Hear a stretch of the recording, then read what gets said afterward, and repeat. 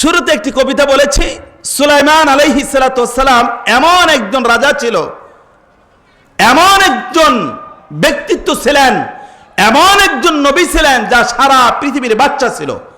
কেন বাচ্চা হলো? আল্লাহর যে তিনটা কন্ডিশন, তিনটা ওয়াদা সুলাইমান আলাইহিস সালাতু ওয়াস সালাম বাস্তবায়ন করেছে। আর সেই বাস্তবায়নের জন্য আজকের যুবকদেরকে আল্লাহর রাসূলের মাধ্যমে আমার নবী, আপনার নবী, এই দুনিয়ার নবী, আখিরাতের নবী, কিয়ামত পর্যন্ত মানুষ আনেওয়ালাদের নবী, সেই নবীর উপরে জানাই দিছে যে আমার যুবকরা যদি আজকে ইসলামের জন্য আগায় আসে আর এই কয়েকটা কাজ যদি তারা করে, আমি আল্লাহ ওয়াদা করতেছি আমি তাদেরকে দুনিয়ার ক্ষমতা তাদের হাতে দিয়ে দিব। ওয়াদাটা কি শোনার জন্য প্রস্তুত আছেন? এবার আমি বলবো আমার যুবক ভাইরা, ওই যে দাঁড়ায়া কথা শুনতেছেন, আমি জানি আপনারা কথা শুনছেন, কিন্তু কান দিয়ে শুনছেন, ভিতরে নিচ্ছেন না। আমি বলবো আপনারা ভিতরে নেন, কারণ সামনে আপনাদের রাজনীতির সময় আসতেছে। দেশটা আপনারা স্বাধীন করেছেন, আপনারা মাঝে মধ্যে গাড়ি ঘোড়া বন্ধ করে দেন, মানুষকে কষ্ট দেন, এরপরে ফ্যাক্টরিকে ভেঙে চুরে নষ্ট করে সব তো স্নস করে দিচ্ছেন। শুধু দেশ নয়, শুধু মানুষ নয়, সারা পৃথিবীর মানুষের রিজিকের উপরে আপনি কঠোরভাবে আঘাত করতেছেন, এটা আপনি নিজেও জানেন না। যুবক, তোমাকে এই জন্য আল্লাহ পাঠান নাই। ও যুবক, তোমাকে কেন পাঠিয়েছে আল্লাহ তুমি জানো? আল্লাহ পাঠাইছে এই কাজের জন্য। ওয়া'আদাল্লাহু আল্লাযীনা আমানু মিনকুম ওয়া আমিলুস সালিহাত। যদি কোন যুবক যদি সর্বপ্রথম মহান স্রষ্টা দয়াময় আল্লাহর উপরে যদি ঈমান নিয়ে আসে, কার উপরে? কার উপরে? একটু জোরে বলতে হবে। আমি শুরুতেই বলছি, আমার আলোচনা শুনতে হলে একটু শক্তিশালী লোকের দরকার। আর আমিও একজন শক্তিশালী লোক, এই দেশের সবাই জানে আমি পাঠান। আমার এক নামে পাঠান ছিল, পাঠান মানেই শক্তিশালী। আমার ওস্তাদজিরা বলেছেন যে পাকিস্তানে কিছু পাঠান আছে যারা খায় রুটি, আর 2-1 মন তাদের কাছে ব্যাপার না, করে মাথার মধ্যে উঠায় নিয়ে চলা শুরু করে, বুঝা মানে শক্তি অনেক। তার মানে আমিও যদি তাদের উত্তরসূরি হই অথবা তাদের ভাই বেরাদার হই, তাহলে আমারও শক্তি, আর আমার যদি শক্তি থাকে আমার শ্রোতাদেরও লাগবে কিনা? আসেনি? দেখি একটু টেস্ট করব। আমার ভাই, তোমার ভাই, আল্লাহ ওয়াদা করছেন, ওয়া'আদাল্লাহু আল্লাযীনা আমানু মিনকুম ওয়া আমিলুস সালিহাতি লা ইস্তাখলিফান্না। আমার ভাইরা, আল্লাহ বলছেন যারা আল্লাহর উপরে ঈমান আনবে, ঈমান আনে ওরা ব্যক্তিদের উপরে আল্লাহ তাআলা বলছেন এরপরে যারা কিনা এই নেক কাজগুলো করবে, ওই নেক কাজ করেনওয়ালা ব্যক্তিদের জন্য আল্লাহর ওয়াদা, আল্লাহ বলছেন লা ইস্তাখলিফান্নাহুম ফিল আরদি কামা ইস্তাখলাফাল্লাযীনা মিন ক্বাবলিহিম। আমি আল্লাহ ওয়াদা করলাম আমি তাদেরকে দুনিয়ার রাজত্ব দান করব। এবার যুবক ভাইরা, তাহলে আসেন দেখি আল্লাহর এই কন্ডিশনের উপরে আপনি কাজ করতেছেন কিনা। আপনাকে যে আল্লাহ তাআলা রাজত্ব দিবে, আপনি যে ক্ষমতা পাওয়ার জন্য গাড়ি ভাঙেন, আপনি যে ক্ষমতা পাওয়ার জন্য বাড়ি ভাঙেন, আপনি যে ক্ষমতা পাওয়ার জন্য ফ্যাক্টরি ভাঙেন, আপনি যে ক্ষমতা পাওয়ার জন্য আরেকজনের মাথায় বাড়ি দেন, আপনি ক্ষমতা পাওয়ার জন্য ইয়াবার ব্যবসা করেন, আপনি ক্ষমতা পাওয়ার জন্য গাজার ফেন্সিডিলের ব্যবসা করেন, এই ব্যবসার সাথে কোরআনের আয়াত সাথে আপনার নেতাগিরি করার সাথে আর এই কাজের সাথে কোনো মিল আছে কিনা দেখা দরকার আছে কি নাই? দেখা দরকার আছে না নাই? আমার যুবক ভাইরা, তোমাদের হাতে আল্লাহ তাআলা ওয়াদা করেছেন আমি দুনিয়ার খেলাফত তোমাদের কাছে দিব, কিন্তু তোমাদের কর্ম হতে হবে ওয়া আমিলুস সালিহা। এবার বলেন তো, একটু পূর্বে যে কথাগুলো বললাম, এই কথাগুলো আমার যুবক ভাইরা করে? যদি বলেন হুজুর করি, তাহলে বলবো তাহলে গত কয়েকদিন ধরে রাস্তায় এরকম ভাঙচুর কেন, রাস্তায় যানজট কেন? তুমি তো স্বাধীন করেছো দেশ, তুমি কেন ফ্যাক্টরিতে তুমি তার মাল সামানা নষ্ট করতেছো, তুমি ভেঙে দিচ্ছ কেন? তুমি আরেকজন ভাইয়ের জমি জবরদখল করে তুমি নিজে বুক করতে যাও। আল্লাহ তো বলছে আমি ওয়া আমিলুস সালিহা, তাহলে তো আমলে সালেহ হচ্ছে না। তাহলে আল্লাহর ওয়াদা তোমার তুমি কিভাবে তুমি পালন করলে, আর আল্লাহ তোমাকে কিভাবে এই রাজত্ব তোমাকে দিবে? তাহলে রাজত্ব পাওয়ার জন্য, ক্ষমতা পাওয়ার জন্য 1 নম্বর হলো আমানতু বিল্লাহ। কার উপরে ঈমান আনতে হবে? আল্লাহর উপরে ঈমান আনার পরে আল্লাহ বলছে আমিলুস সালিহা, যে আমলে সালেহ করতে হবে, তাহলে আল্লাহর ওয়াদা হলো আল্লাহ তোমাদেরকে ক্ষমতা দেবে। আমার যুবক ভাইরা বলবে, হুজুর আপনি যা বলছেন কথা বাস্তব, কিন্তু আল্লাহ আমি যদি আমলে সালেহ করি, আমি যদি এগুলো করা বন্ধ করে দেই, তাহলে আল্লাহ তাআলা আমাকে যে রাজত্ব দিবে তার প্রমাণ কি? বুঝেন নাই?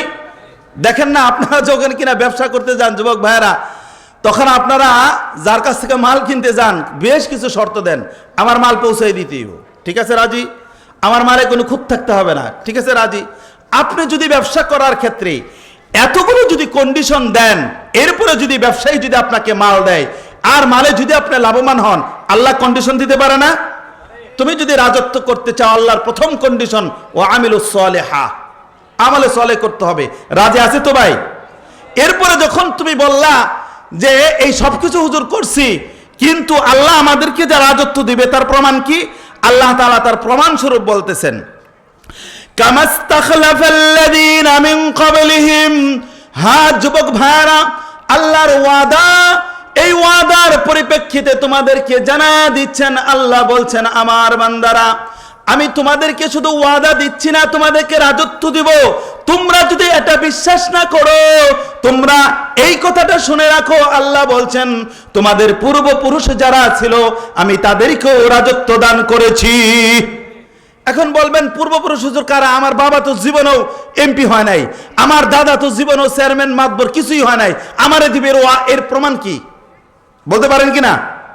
খুব বুঝতে হবে কিন্তু কথাগুলো। যারা রাজত্ব করতে চাও, আমার পূর্বে বক্তা কথা বলেছেন, খুব ভালো লেগেছে, এই কাজগুলো আমাদের করা দরকার, আছে না নাই? এবার আসি, যুবক তুমি যেই সেই মানুষ নাও, তুমি সাধারণ মানুষ নাও, এই দেশের সবচেয়ে দামি মানুষ হলো তুমি যুবক। তোমার কারণে এই দেশে ইসলাম চলে, তোমার কারণে এই দেশে মাদ্রাসা চলে, তোমার কারণে এই দেশে ইসলামের এই দাওয়াত চলে, তোমার কারণে এই মাহফিল চলে, তোমার কারণে হুজুররা উন্মুক্ত কথা বলে, তোমার কারণে আজকের মানুষের উন্মুক্ত নামাজ পড়ে, তোমার কারণে ইবাদত মন খুলে করে। কথা ঠিক না ঠিক? আমার ভাই তোমার ভাই, তোমার ভাই আমার ভাই, যুবক ভাই তুমি এগিয়ে চলো। রাগ হইলেন? মাঝে মধ্যে তো একটু জাগাইতে হয়, কথা ঠিক না ঠিক? এবার আল্লাহ তাআলা আপনাদেরকে ওয়াদা করেছেন, আপনারা মানেন নাই যে হুজুর আমাদের পূর্বপুরুষ তারা রাজত্ব করেছে, একটা প্রমাণ দেন। এবার একটা প্রমাণ নেন, একটা প্রমাণ পেশ করছি। আমার রসুল সরওয়ার দুকানাত মুহাম্মদ মুস্তাফা আহমদ মুস্তাফা সাল্লাল্লাহু আলাইহি সাল্লাতু ওয়াসসালাম যখন এই পৃথিবীর থেকে যখন চলে যায়, ও যুবক ভাইরা, তৎকালীন সময়কার সর্বপ্রথম সবচেয়ে শক্তিশালী আমলের দিকে, কাজের দিকে সবচেয়ে প্রাধান্য ছিল হযরতে আবু বকর সিদ্দিক রাদিয়াল্লাহু তাআলা আন। কথা ঠিক না ঠিক? আল্লাহ তাআলা তাকে খেলাফত দিয়েছেন কিনা? এরপরে ছিল ওমর ফারুক রাদিয়াল্লাহু তাআলা আন, আল্লাহ তাকেও খেলাফত দিয়েছেন। এরপরে ছিল হযরত ওসমান গনি রাদিয়াল্লাহু তাআলা আন, আল্লাহ তাকেও খেলাফত দিয়েছেন। এরপরে ছিল হযরত আলী কারামাল্লাহু ওয়াজহু, যার কৃতকান যদি আমি বর্ণনা করতে চাই বহু বর্ণনা করতে পারবো, তার একটা বর্ণনা আপনাদেরকে শোনাই। হযরত আলী কারামাল্লাহু ওয়াজহু খাইবরের যুদ্ধে খাইবরের দরওয়াজাটা ডাল হিসাবে ব্যবহার করেছে, যা যুদ্ধের পরবর্তীতে সময় হযরত আলী রাদিয়াল্লাহু তাআলা আনহু যখন ডাল হিসাবে ব্যবহার করেছিল, ওই যুদ্ধের ফটক ওই খাইবরের দরজা 70 জন সাহাবী মিলা ওই খাইবরের দরজাটা উঠাতে পারে নাই। এমন শক্তি ছিল হযরত আলী রাদিয়াল্লাহু তাআলা আনহু। যুবক তোমার মতো শক্তিশালী ছিল, আর যে শক্তিশালী যুবকের হাত দিয়ে আল্লাহ তাআলা এই পৃথিবীতে ইসলাম কায়েম করেছে। শুধু তাই নয়, সময় তো শেষ মনে হয়, 2-4টা কথা বলবো। কি আজান কখন দিবে জানি না, আমাকে একটু টাচ দিয়ে, আমি 1-2 মিনিট বলে ছেড়ে দেব। কন্ডিশন হলো প্রিয় ভাইরা আমার, আল্লাহ তাবারক তাআলা এখানেই শেষ করেন নাই। যুবক ভাইরা খুব ভালো করে মন দিয়ে শুনেন, যখন আল্লাহ তাআলা পূর্বপুরুষদের প্রতি যখন কিনা এই রাজত্ব দিলেন, রাজত্ব দেওয়ার পরে আল্লাহ বলছেন তোমরা যদি ইসলামকে কায়েম করার জন্য তোমরা যদি এই পৃথিবীতে তোমরা যদি একটু কাজ করে থাকো, শুনে রাখো আমি আল্লাহ তোমাদেরকে আরেকটা ওয়াদা করতেছি, আমি আল্লাহ তোমাদেরকে দুনিয়ার বুকে শুধুমাত্র তোমাদেরকে স্বাভাবিক রাখবো না, তোমাদের কোনো ভয় থাকবে না, এরপরে তোমাদেরকে সমস্ত প্রকারের নিরাপত্তার বেষ্টনীতে তোমাদেরকে আবদ্ধ করব। হুজুর আবদ্ধ করবে এর মানে কি? 2 মিনিট কথা বলি। হযরত ওমর রাদিয়াল্লাহু তাআলা যখন খলিফা হয়েছিলেন, রোম সম্রাট রুস্তম, এই রুস্তম বলল ওমর তো অনেক শক্তিশালী মানুষ, তোমরা যাও তো, যায় দেখো তো ওমরের কি অবস্থা। রোম সম্রাট রুস্তম মাঝে মধ্যে ওমরের কথা শুনে খাটে ঘুমাতো, লাফায় উঠতো, ওমর মনে হয় আসলো, কারণ এদিকে তো যুদ্ধ চলছে, ইসলাম কায়েম হতে হবে। এই ঘুম থেকে লাফায় উঠতো, ঘুম হতো না, কত ধরনের পাহারাদারিত্ব করতো, ঘুম হতো না। কয়েকজন লোক পাঠায় দিল, যাও তো, যায় দেখো তো ওমরের কি অবস্থা। যায় দেখো ওমর রাদিয়াল্লাহু তাআলা আনহু বালি উপত্যকায় পাঞ্জাবি খুলে, লম্বা আলোচনা ছোট্ট করে বলছি, পাঞ্জাবি খুলে ঘুমাচ্ছে রোম সম্রাটের রুস্তমের লোকজন এসে বলতেছে, এই তোমাদের আমিরুল মুমিনিন ওমর কোথায়? ওই যে ওমর দেখো ওখানে বালির মধ্যে ঘুমায় আছে। তারা শুনে আশ্চর্য হয়ে গেল, একজন খলিফা, দেশের প্রধান, রাজত্বের প্রধান, ওমর কিনা বালির উপরে ঘুমায় আছে, এটা কি করে সম্ভব? ও যুবক ভাই, কোন র্যাব পাহারাদার দরকার নাই, কোনো ফটক দরকার নাই, কোনো ধরনের দারোয়ানের দরকার নাই। তুমি যদি আল্লাহর জমিনে যদি ওমরের মতো যদি শাসন কায়েম করতে পারো, তোমার দ্বারা যদি ইসলামের উপকার হয়, তোমার দ্বারা যদি দ্বীনের উপকার হয়, আল্লাহ তাআলার ওয়াদা, আল্লাহ বলছেন আমনা, আমি তোমাকে নিরাপত্তা দান করব।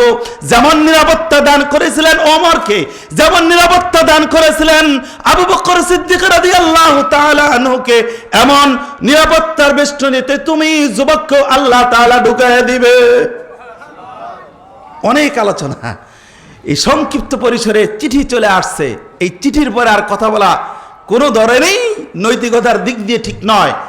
তবে আমাদের ইসলাম যদি আমরা যুবকরা যদি এগিয়ে আসি, আমি বিশ্বাস করে এই মাদ্রাসা, আমি বিশ্বাস করে এই মসজিদ আমাদের দ্বারা প্রতিষ্ঠিত হবে, সুন্দর চলবে।